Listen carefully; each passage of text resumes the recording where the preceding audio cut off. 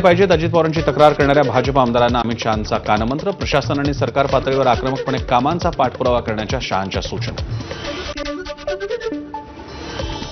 बाळासाहेब माझा उघडा डोळे बघा नीट. 100% गाईच्या दुधापासून बनलेले शुद्ध सोनेरी आणि दाणेदार गोवर्धन तूप. गर्वाने गोवर्धन.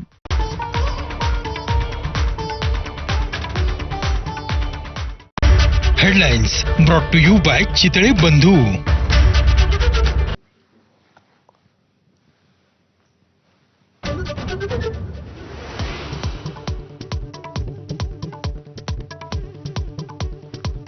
नवऱ्यानं बायकोला कानाखाली मारणं म्हणजे छळ नाही. हगवण्यांच्या वकिलांचा कोर्टात अजब युक्तिवाद.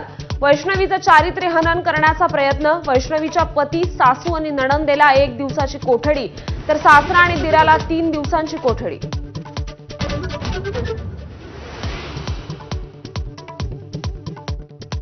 राजेंद्र हगवणेला मदत करणाऱ्या 5 जणांना जामीन मंजूर. राजेंद्र हगवणेला आसरा दिल्याप्रकरणी सुनावली होती कोठडी. 25,000च्या जात मुसलक्यावर जामिनावर सुटका.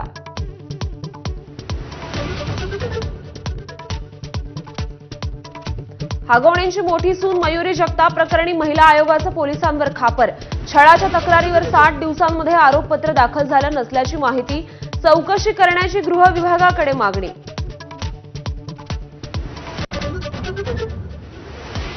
भारत आणि पाकिस्तानमधील संघर्षानंतर आता पाकिस्तानचे पंतप्रधान शहबाज शरीफ भारतासोबत चर्चेसाठी तयार. काश्मीर आणि दहशतवादाविरोधात चर्चा करण्यावर तयारी.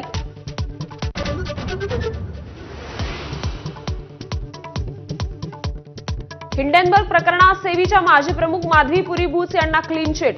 बुच यांच्या विरोधात कोणतेही ठोस पुरावे सापडले नसल्याचं लोकपालांचं म्हणणं. पंतप्रधान नरेंद्र मोदी 2 दिवसात करणार 4 राज्यांचा दौरा. आज आणि उद्या मोदी सिक्कीम, पश्चिम बंगाल, बिहार आणि उत्तर प्रदेशच्या दौऱ्यावर.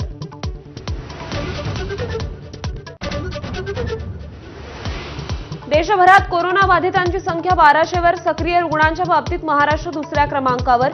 राज्यात 325 पैकी 316 रुग्ण एकट्या मुंबईत.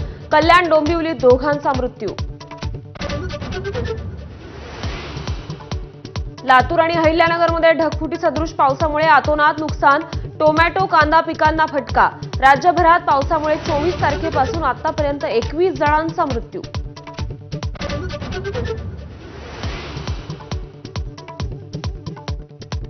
खरीप पिकांसाठी किमान आधारभूत किंमत जाहीर. केंद्र सरकारचा शेतकऱ्यांना मोठा दिलासा. 2,07,000 कोटी रुपयांची तरतूद.